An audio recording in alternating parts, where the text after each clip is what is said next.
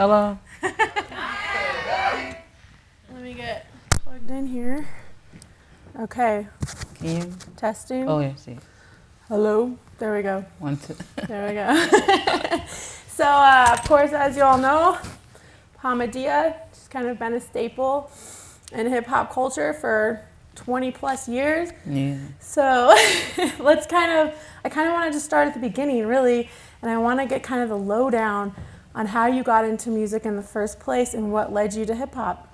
Let's start there. It started at home, just being exposed to diverse genres of music, jazz, classical, rock, funk, soul, whatever, and then being in Philadelphia, like the Philadelphia International Sound, disco, early electronic and stuff. That was all my musical palette at home. Then I had always been into poetry, writing short stories and journaling and stuff like that, diary. And then from there, I got introduced to hip hop culture through organic mixtapes, the actual cassette tapes with the break beats and stuff like that, house parties, rec center stuff. From there, how old were you? I had to be, when I first got exposed to it, probably like around about 11 or something like that. Do you remember the 10, first 11. song that you heard? Oh, Lady B's To the Beach, Y'all. Oh, yeah? Was the first, yeah, and I was excited about it because I didn't know that she was from Philadelphia at first. So, and I didn't equate the two, her being a radio personality as well as a performance recording artist.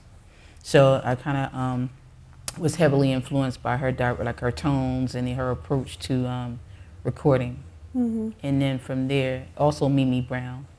She was another, and Jocko Henderson. Those were my three people that I kind of like studied somewhat, yeah. So then, what made you realize one day, like, hey, like I'm good at this, like I could have a go at this, like do you remember the first maybe bar you spit, or what inspired you to even pick up a mic? Well, I started out DJing it as far as hip hop was concerned, from being exposed to the breakbeat era stuff and the park jam stuff. And then I DJ'd, well, I studied percussion at Sediment House of Music in my earlier years, my formative years, probably like, only a stint though, probably like around a year and a half or something, to be honest. And parents got divorced and that whole thing, single parent home, so that kind of led me to, and that was around the time I started getting exposed to hip hop.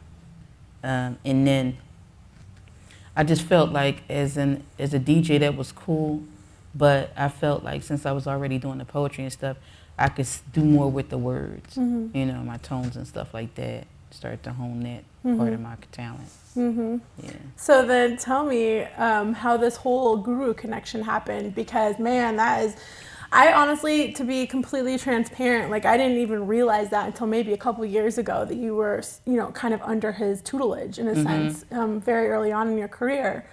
Yeah, that was awesome too, because in 1996, I honed my first experiences at a studio called Bird's Nest Productions. They also dealt with Boys the Men, Steady B, and all those people from that era. It was like a go-to spot for homegrown talent and stuff like that, but authentic hip hoppers. Even people from like the pop art era, Roxanne Shante and all them. A lot of people don't know that Roxanne Shante and Karis One and different people like that, they would come to Philly and record and mix and stuff like that. And they broke all the acts. When I first got exposed to hip hop culture, it was like a cove where they broke all the acts. And Philadelphia is one of the main spots so there kind of like after Stretch midnight. and Bobbito, like in New York, but in Philly. Yeah. Got it. Yeah, it was Philly, Jersey, New York, and DC, but DC had the go-go. It wasn't all segregated like it is now. Everything that was anti-mainstream or establishment was considered hip-hop at that time. So you had people that were in the house scene, all the different genres was like one community at that time. I think primarily through the vein of DJ culture, Yeah. So that's how that all happened. But going back to Bird's Nest Production, so I honed my chops there, recording, writing, and stuff like that, song structure and stuff, for about 4 or 5 years. From there, I had a regional single released on IQ Records called Funk Vibe, through a regional DJ on mainstream radio at the time. It did really well, Yeah, right? yeah. Randy, DJ Rand Gaskins. He works at the WWE now. It's strange in NFL DJing and stuff. He evolved into that level. Weird, yeah. Yeah, but he's an authentic though. And we like those. Let's define what we believe to be authentic hip hoppers.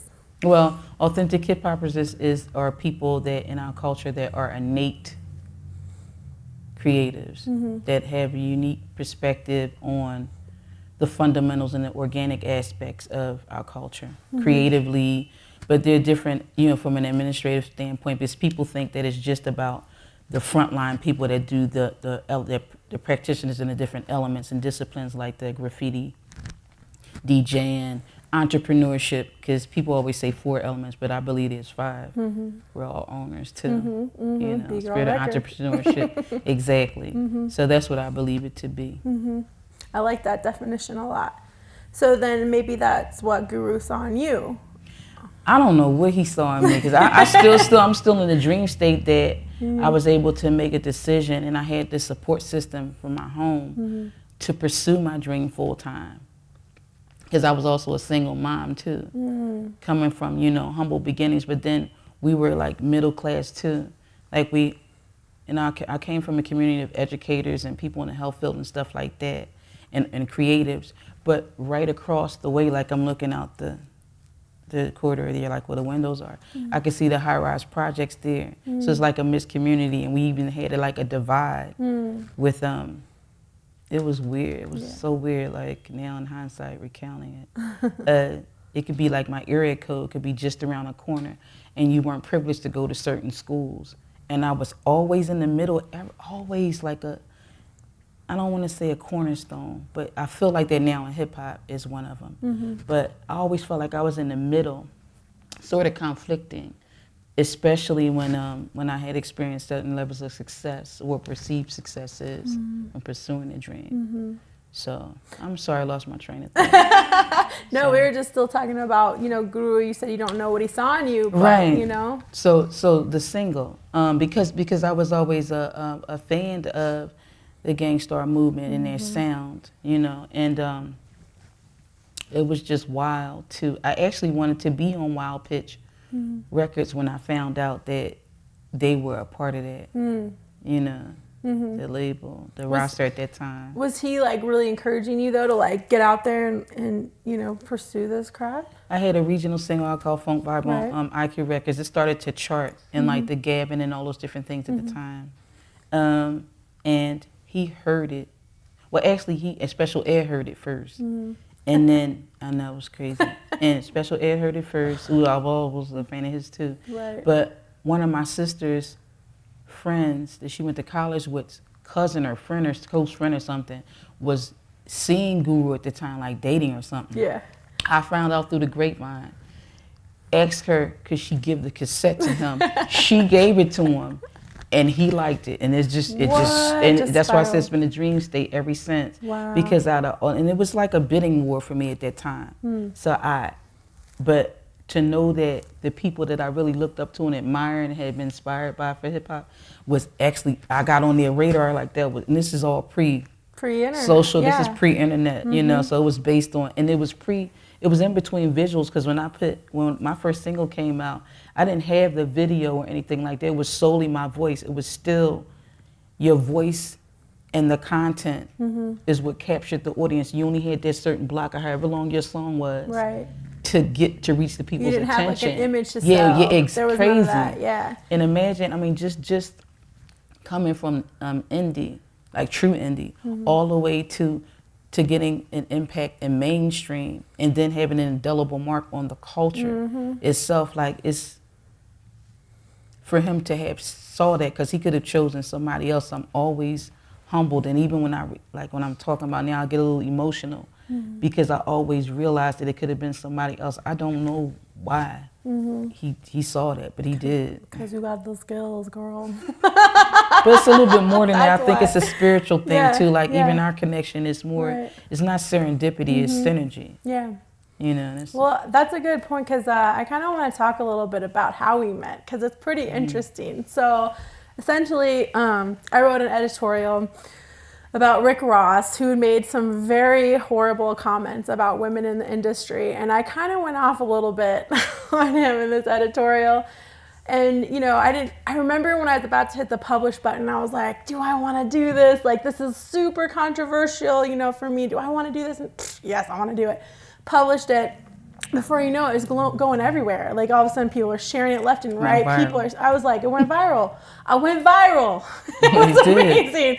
So then I get a message from her in my Instagram messages, and I'm like, I literally checked to make sure it was like the real you, because like, no way she's writing me. You know, I was like, no way she's writing me. Sure enough, it was her, and she was just so you know, grateful for, I guess, the editorial that I had written, because it's things that need to be said. And in the space that we're in as women in hip hop, it's rough out there, as I'm sure you can imagine. It's male dominated, much like a lot of other things in this world. And I think that we have to maybe fight a little harder to be heard. I think smarter. And more and a genuine camaraderie needs to be consistently cultivated and supported. And that's something that you preach a lot. Like, I mean, I hear you say that often, and we were even talking about it on the way up here, is the general camaraderie. Right. Now, we can have fake camaraderie all day long. Like, you can look at me and say, oh, I support you, but then go around and, like, talk shit about me behind my back. And to me, that's not really, genuine camaraderie. And we run into a lot of that. So, you know, what do you think needs to change in this space where maybe we're getting a little bit more of those authentic hip hoppers and not these, you know, vultures? When I said that, I wasn't talking I wasn't talking about so much the catty elements of our our gender. You know, that's low vibrational. I'm talking about, I was referring more to about making ourselves more accessible to the things that are conducive to us moving forward. And how would we do that? We would do that through networking. That's like the main thing. I see us connecting more because the internet is more of a tool for us to come together globally. But just our agendas at hand, you know what I mean? Making sure that you're connecting with, because you can be doing a good work, but not, it's busy work. You could be doing a lot of different things that you perceive as being good and helpful, but the energy is misappropriated because you're not connected with the right niche of people. You know, so we want to connect with the people that are supporting our sensibilities and the agenda that we have, you know, and it should be more about the collective. Do you feel like cooperative economics, if you will, you know? Do you feel like you've run into a lot of the other, though, like in your career? Have you been pretty blessed to be around people who are genuinely supportive of what you're doing? I've been fortunate enough to apply discernment when I'm associated with people, because it's a spiritual thing for me to connect, you know, with all of us. But I feel like I'm a little bit more conscious of it being an empath, you know. But sometimes I get a little fooled, but then I kind of like condition myself. I don't always get it right, but sometimes I try to condition myself to look for the lesson in it. If I get disappointed or I see it as being one way and it's something totally different than what I had anticipated. Right. Well, so we were talking about this on the drive up here too as well, but you know, my mentor, I guess, would be Chuck D, and I really hold everything he says to me very closely. And one time we were talking about women in hip hop, and we're like, well, where's the woman up there, like with the turtleneck on, you know, just getting the attention based on skill, right? Like, why does it always have to be like half dressed and to be, you know, quote unquote successful in the mainstream space, right? We were having this conversation, and it sparked this whole idea, kind of an editorial called Skin versus Skill. And we were talking about that. So, like, I feel like you've always remained true to who you are. And, you know, what do you think of, you know, kind of the space we're in where it's almost like we have to sell ourselves and that whole persona to kind of get ahead? Do you feel like that's kind of an issue right now in our space? We're all selling ourselves. If you're a business person, if you're an entrepreneur, if you're even if you're working for somebody else, right? If you're hired your time out. You still have an obligation, and that's alluding to some type of contractual obligation, right? I think it's just about our goals and just about our bottom line. I don't really have an issue with people deciding to express themselves or to achieve certain goals, whatever they deem is important or of value to them. The issue that I've always had is that projecting it to be one way, and then your bottom line is something totally different. Mm-hmm. You know, I mean, the climate and the success levels of some of these people that, you know, typically our community tends to think is like anti what the sensibilities or the fundamentally principles of what hip hop is built upon. The people that that are against that, I think that sometimes the anger is misappropriated, because you may be looking at this artist or whatever as being an authentic hip hopper or a practitioner of the culture of hip hop, and in actuality, they could just be a business person or a marketing tool for the major like you corporations, find out their bottom right? line is totally different. And yeah, and it's but if you started out that way, I mean, again, they have the right to decide whether they want to go in full as marketing and a product, or do they want to be an artist, you know what I mean? Well, I like what we were talking about too earlier. You kind of mentioned, you know, when Foxy Brown and Little Kim came out, like here we have two completely like sexualized MCs, basically, like they're all about it, right? But you felt like maybe you were kind of the last MC, like female MC, that could be her authentic self and not have to go that route. We're kind of picking up on that, and I kind of want to expand on that. I feel like the time period that our album, all of us, because our albums all dropped around in the 90s. I think that the 90s is so important, and people gravitate towards that era of hip hop because, and as far as the mainstream hip hop is concerned and the release of commercialized hip hop, I think that was the last era where individuality was supported. It was encouraged to be an authentic person in your voice. And I always use the word authentic because I don't want people to lose sight of that it's connected to uniqueness to me. And our voices are valid. We just have to find our platforms to express it and do the work. So, but going back to that, I just feel like that was the last era, or I've assessed that that's the last era where there was celebratory of individuality. For me, I feel like my album was important, and I didn't realize it. I was just being myself. When I came in, I was anti everything that was supposed to be anything that would have been supported in that platform. People hadn't really seen it. Not as a solo artist in the aspect of writing my own material. Me being a single mom, like I didn't lie about, I'm 52 years old. Like I never lied about my age. Coming in, I had single parent of two. My hair, like everything, it was everything, you know. But that was factory equipment, because my role models was my grandmother, my second grade teacher, my art teacher, the lady next door, the first girl on our block that I knew outside of my family that actually went to college and stuff like this in my community, the librarian. My people in my immediate circle of influence, they helped shape how I see myself in that way. So I was afforded the liberty of not having to look outside of my community in that aspect for my sheroes and heroes. Sheroes. But a lot of people, thanks. But a lot of people, you know, and my sister and I were latchkey kids after my parents' divorce, you know. So, but I had PBS, I had, you know, we had a lot of different things. But then programming was different then. It was totally different then, and the sense of community was so different then. Well, yeah, and it's like educational as well. Like, remember what was the reading? There was like Schoolhouse Rock. Yeah, Schoolhouse Rock. Reading Rainbow. We had Reading Rainbow. Zoom was one of my favorite. Oh my God, I used to love Zoom. We had all. I still wear striped shirts, not because of Waldo. I still wear them because of Zoom. That is so funny. Yeah, my parents are still married. They've been married for like 42 years now. Cool. But I was a latchkey kid anyway because they were always working. So I'd come home after school and Yo MTV perhaps was always what I was watching. It was so funny. And I remember though being in like 7th grade, maybe 6th even, when Criss Cross came out. Do you remember when Criss Cross came out and Jump came out? I remember calling my friend and I was like, listen to this, and it was Jump, and I just thought that was the coolest thing in the world.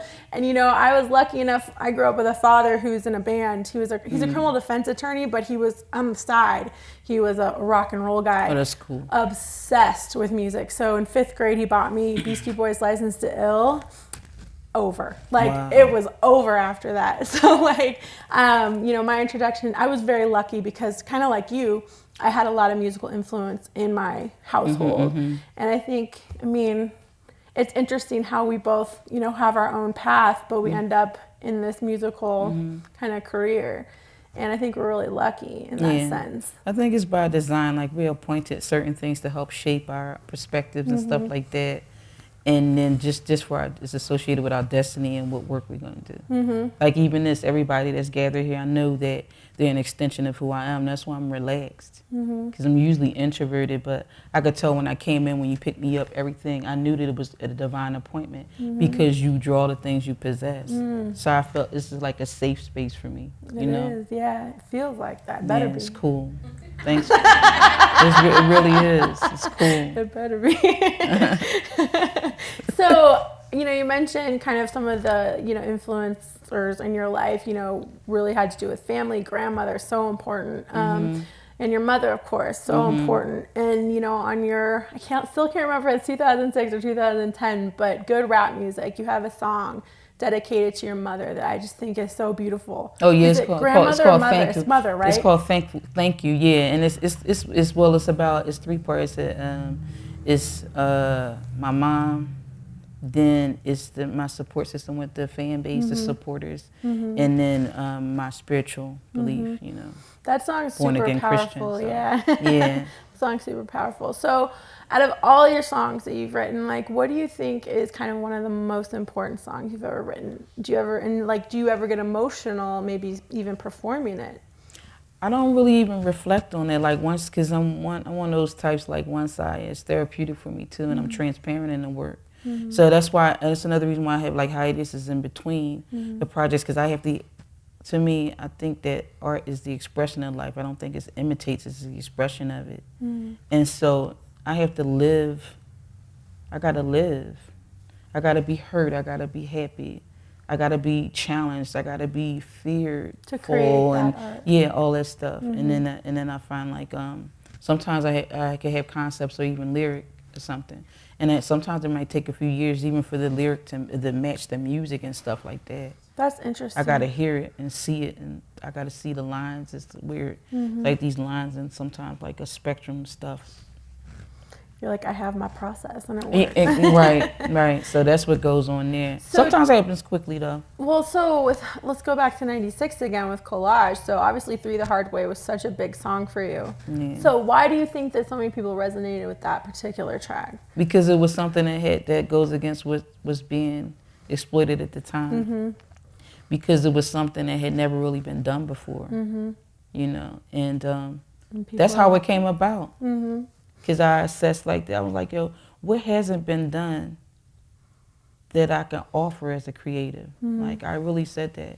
I can tell you something, though. Like, Collage was actually, I want to say, a sister project for Nas's Illmatic. What? Like, every single, this is, when I was going to do Collage, and I was recording it, I love Nas so much, I looked at every producer that he had, and I was going to recruit all those producers. Well, and Google had talked about that your premiere, and but a few of the things didn't work out, but it is, you know, worked out for what it needed to be. And so that's what happened. But with 3 the Hard Way, it hadn't been done. I remember they used to call them posse cuts. I was like, yo, it's never been a girl posse cut. Yeah. Like a girl's just no nothing. They just got in there and rocked. Yeah. And then and so Premier, he played, the drums were up in D&D studio. There was the drums at first. I heard them. I was like, oh. A couple of days later, I'm like, okay, who can I get? I'm looking around. This is me still approaching the whole thing. I'm signed and everything to the major at the time, but I still had a hobbyist perspective about it. Like even today, like I still had to learn like the fundamentals of business to apply it, because I was getting exploited through relationships and interactions with people, because I still saw myself as just the girl that loved hip hop so much and she just did it. I didn't look at it like I can make a lot of money from it and all of that. Right. You know. You do it for the love. And I'm thinking it's community oriented, when in actuality you reach a certain level and it's beyond that. Like, this is a multi-billion-dollar global industry. You know, and I had to look at myself as a commodity, which hurt me a little bit, because I felt like I could put myself in a position to compromise my integrity, you know, and so I was careful about not doing it. And sometimes I felt like opportunities may have been missed because I didn't understand. I wasn't coached. I didn't have anybody to help me navigate through it. But you know, it's cool because now I had an insight, but three the hard way. So I said, okay, it was this girl, the girl K Swift. She had already had regional success in Philly with a song called Keep It Going. It was blowing up all over the tri-state and stuff. And plus our families knew each other, like our parents knew each other. We used to live in the same building before we got moved to our family homes and stuff like this. And then, so she was already doing her thing. And then Mecca Star, she was loosely associated with the Roots at the time, through, I think Malik B and then Black Thought. So they used to, this thing at Drexel called KDU, and K Sunshine, and what's the Roots manager, Rich Nichols. He passed RIP to Rich. And they used to do this thing where they would have like a live session at the in the studio, and just mics with the chords and everything, just jamming, and just like, rocking and stuff. Yeah. And one time I saw it, and Mecca was on there. I was like, "That's the girl." I didn't even know her name. Ladybug? No, Mecca Star. Yeah. Okay. So when Through the Harp, so I was like, "Oh, that's the girl." So I got in touch with Malik, and no, I think I ran into her at a open mic or like a poetry thing or something, somewhere. And I invited them up because I had a session with Premier. Then like a day or so later, invited them up. And when we got there, the little organ sounds was now in the drums. And we laid it and we left. Yeah, so it was a pretty quick process in terms of recording it. They say it always happens like that. Damn. You don't know that you're doing something special or monumental in the moment that you're doing. You're just doing what you feel compelled to do at the time. You know, so, and that's what happened. Yeah. And next thing you know, everybody just started talking about it. Wow. Instead, that led us to do the video for it and stuff. Yep. I hear that a lot though. It's like, you know, you're so busy creating that you don't realize, like, oh man, one day this is going to be monumental or it's going to be impactful somehow. And so to see it kind of carry on all these years later, I mean, how does that feel for you? Just to see people still, I mean, I still rock that. I still have that on my iPod. It's just a dream state for me. Like I said, I still can't, I'm still just coming to terms with realizing that I'm who I'm supposed to be. Like sometimes I forget, well, in the context of hip hop and stuff like that. And I used to have a really hard time with that because I would be out with my kids or something like that. I'm like, what are these people? What are you staring at? What are they looking at? And my son would be like, Mom, the music probably fans. I'm like, oh. Because I refuse to become a prisoner of the perceived celebrity of whatever, you know. Right, like you want to be able to go to the grocery store you and not should be get allowed mobbed. to do that. Yeah, stuff like that. You know, all that kind of stuff. So it was a relief for me when things from the mainstream level had kind of like died down, you know. And I was kind of like relieved because, again, support is so necessary. You know, at home I got it. That was the most important part. That was the most vital part. But within the community of it, you need support, and then your team, you know, outside of Guru, and then he was still an artist at the time. They were still aspiring. I don't feel like they've ever gotten like to the level that their skill set warrants. You read, you know, so you know, I'm doing that and being under his tutelage and stuff, and that's another reason why I was grateful to him, because he gave me the freedom, because I was actually signed to Ill Kid Production, who solicited my material to get the deal once the Funk 5 thing, you know, spearheaded everything, And so that's how that all started. But in a situation like that, contractually, he really had the last say and could really have trumped every decision that I made. But he didn't. He did not do that. He let me even disclose my budgets and all that. Usually they wasn't doing that because that was the thing at the time where the person with the name would get like 6 figures or 7, whatever, and then they would find groups, more like a glorified A&R. And then you would sign these people, and you wouldn't care because you already got the upfront money. Right. So you do the album for less than maybe 10,000 or something like that, and favors, and then you just pocket the rest. And then the artist is just on their own. If you don't do it with merch and you don't do it with touring, or you don't know how to maximize the leverage that you have, being in the, you only have a certain window before that kind of like dies out, unless you build, you know, rapport with people. For me, I was, and then I was introverted on top. On top of that, and people was read my body language as being like snobbish, but really I was just not accustomed to being around a lot of people was like a shock. And my body language and my defense was to come off guarded. It's funny because I was just going to ask you, like, being introverted, how did you handle those bigger shows? Like, how did you get over that stuff? Because I remember, like, I interviewed A$AP Rock, A$AP Rock is like as introverted as you can get. Like, he's pretty much antisocial unless he's out touring, right? And I was like, how do you get through that? And he said he envisions the whole crowd like a giant blob. Like, it's actually not individual people. It's like just one big blob. That's the only way he can get through it. So what do you do when you're up in front of a bunch of people? Well, you know what the most challenging used to be? What? This setting, because you're right there and you can look at the people in the eye, can look out there and be like a deer in the head, like, oh my God, they're looking at me, I look crazy. This is a lot of people, I don't care how long, people that have been in here that are seasoned way longer than me, they even say that, like, it's the intimacy of it.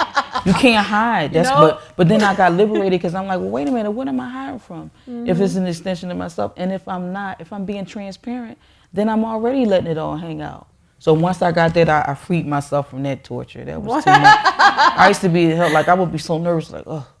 But the performance part, because it's my life's work. Yeah. So I get the butterflies, but once I get out there, it's just doing what I do. Man. See, I was don't a even singer know. my Sometimes whole I'm life. like, oh, yeah. man, look at the people out there. I think if I actually looked, I probably would just be like, oh. That's what I'm trying to avoid right now. I'm gonna tell you. I'm like, nobody's in here. It's just you and me. Because it is hard. As a singer when I was younger, I was in choirs. I was always like, oh, you should be in this choir because you're in the advanced level. Like, go over here. But then when it would come time to perform like alone, like solo, forget it. I was so terrified and like something I've never gotten over. People say it's a saying that the most feared act that humans that we go through, one of the most feared is public speaking. And you know what else? When you were talking, I was thinking about how many times do we ever stop and listen to our own voices? Like how many times are we're not trained to identify our own voice? It's internal. Sometimes you could be talking and you're not even real. Like I'm talking now, I'm like, yo, that's me talking. Like when I heard it over the first time I went in the studio and recorded, you used to rocking the mic without a booth and everything. So when I honed my professional recording skill set, the first time I went in the studio, I couldn't get it together because I had the headphones on and I was like, that's me. It's like an awakening. It's like, oh. And then I was like, yeah, that's me. And then after a while, I was like, this is me. And then I was like, this is the place where I can vent in a healthy space. This is the place where, and then when people started connecting, I was like, I knew I wasn't the only one that felt like that. I knew I wasn't the only one. Because when you embrace your individuality and your unique qualities about yourself, just you, only you and the creator know those things, and more than anybody will ever know, even when you meet your life mate, partner, whatever, And so that was real powerful. But was there a moment when you heard your voice and like, damn, that is me? And then you're like, damn, I'm dope. No, because I always think like I'm a worker. I always say I could have did that better. I could have, I could still. How much time did I have? I could still be doing more with that time. But I had gotten in a cycle of monitoring the time so much till I was wasting time. Because you can get in bondage like being too much of a perfectionist. Yep. I learned that, just let it all hang out. Like it. Some people, it looks like you got it all together. You can even have study. It's cool to study theory, go to school, all of that. I'm an advocate for education, but still, you can get out there and still not know what you're doing, and you're just doing it. At Carvin Higgins, I think his name is. He worked with Jill Scott and a lot of different soul people in that community, and he's composes, arranges. I don't even think he can read music. Just following his internal voice and clock and just that thing inside you. It's just awesome. Like we can do that. And then connecting with people to help enhance that. You know what I mean? Being honest with yourself like me. Like certain things I just don't know. Like, okay, I can even read about it. I can even now YouTube and Google it. But it just doesn't click. And then I just get around somebody smarter in that area. Right. I'm kind of help like me that out, too. so help me a little. Anybody out, you know, It's funny because my that's cool father to will, be put in that position, I was though. telling you, my father's a musician, and for some reason he can hear anything and just play it. And me, I had to go and learn the notes. I had to learn, you know, I had to read music. I had to have that. Even now I'm learning guitar and I'm like, I have to have the sheet.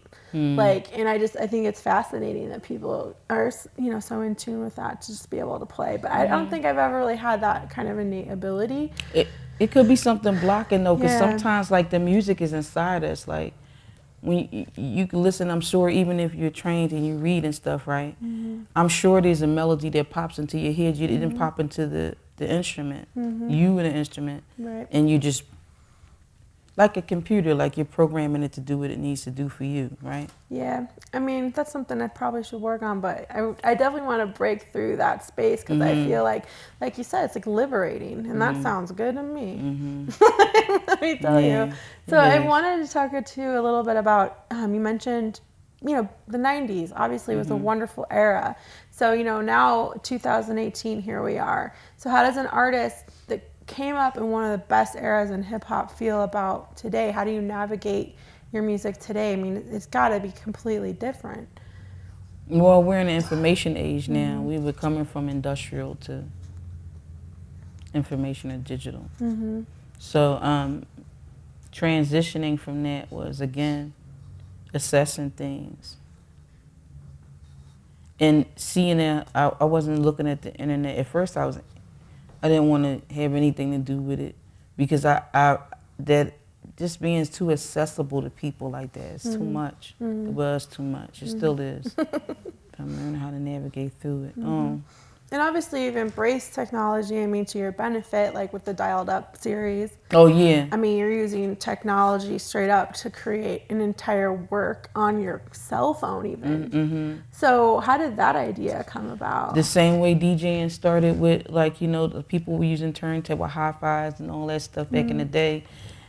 The people that made Technique, or the people that made the first drum machines and stuff, they hadn't envisioned that it was going to turn into what it turned into. It's just out of necessity. But for me, it was more like that was the next phase. Like, okay, this is what's, you know, as far as like, I should be doing this. You know, it's just a sketch pad. What else can it do? Let's get these ideas out. That became a stockpile of stuff. What else can I do? How can I push it? You know, I thought that would be a logical step for anybody that was creating, especially producers. Like DJing. DJing to me and producing was always the same thing. You're navigating tempos, you're creating a soundscape and mood, and getting people to move and think and feel. That's what songwriting is. Kind of yeah. So then, is there going to be a Dialed Up 3? Yeah, it's a series. So it's a content series. Is that in the works right now? Or? Yeah, I got the cover art back for it. So, because I actually have like at least 4 or 5 of them already sketched out. And so, because I had it when I first started doing the production on that style with the phone and stuff, it was just to get the ideas out, and it just, like I said, it became a thing. So for me, question of the hour is we've obviously been waiting for a new Bahamadia solo record for a while. So how is Here coming about? The new album's called Here. So tell me a little bit about when you plan on releasing that.